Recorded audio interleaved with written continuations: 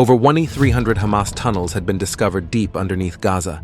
Some of these tunnels reach depths of up to 100 feet. According to Israeli defense officials, there are approximately 5,700 separate shafts leading to Hamas's underground network beneath the Gaza Strip, which spans close to 150 square miles. These tunnels were used by Hamas to store weapons, hide civilians, and, according to the Israel Defense Forces, even millions in cash. Since the massive attack on Israel in October 2023, Israel urgently needed to find ways to defend itself. Initially, in December 2023, Israeli forces attempted to flood the tunnels surrounding Gaza using groundwater. However, it soon became clear that this method was not as effective as hoped. This led to the development of a new and innovative solution to address the tunnel threat more effectively. Introducing you to the SpongeBomb, not the animated character, but a secretive and innovative tool used in modern warfare. Imagine a weapon that's neither a traditional bomb nor a conventional chemical weapon. Intriguing, right? At first, the concept might sound crazy, but the science behind it is surprisingly straightforward. Picture this: a plastic container housing two separate chemicals, divided by a metal barrier. When this barrier is removed, the chemicals mix and start to foam, rapidly expanding to fill any gap. It's like construction foam used to fill gaps in walls and ceilings, but with a twist for combat situations. Here's how it works. An Israeli soldier places or throws the SpongeBomb into a Hamas tunnel. As the foam expands and solidifies, it creates a barrier that blocks the tunnel, preventing passage. It's like an instant wall, formidable and efficient. But what exactly are these mysterious chemicals? Unfortunately, the specifics remain classified, leaving us with more questions than answers.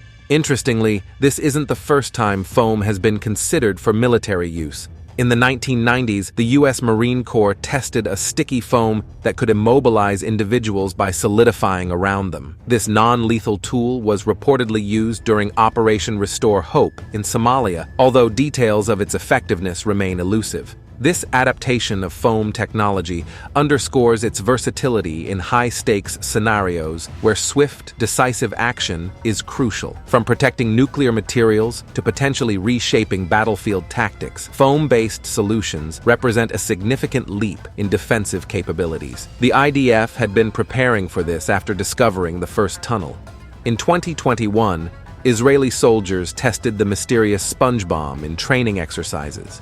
These took on new urgency after an October attack, suggesting that Israel had been rigorously preparing for real-world deployment of this innovative weapon. The training facility, known as the McCown, is a $45 million marvel built in 2005 following the Second Intifada, a period of intense Palestinian uprisings against Israel. The facility features over 600 stretches designed to emulate typical conditions in Palestinian areas, complete with houses, schools, and even streets where SUVs drive up and down, simulating daily life. Loudspeakers signal prayer times, creating an environment as realistic as possible. However, the most critical feature is the network of tunnels where the IDF practices tunnel-based warfare and tests the SpongeBomb. Information on the success or failure of these tests remains limited. There are risks associated with using the SpongeBomb, primarily due to the volatile chemicals involved. These chemicals, if mishandled, could cause severe harm to soldiers. Video showing report on Israel News Channel about suspicious eye injury.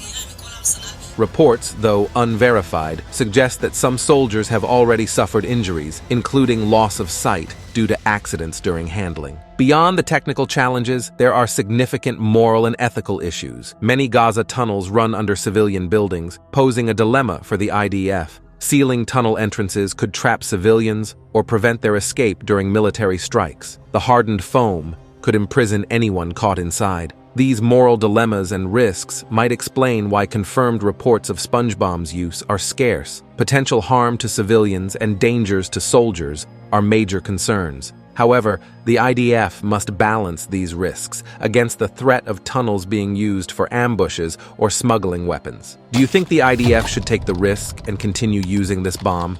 Tell us in the comments. While you're typing, let us tell you the story behind the creation of the first tunnels.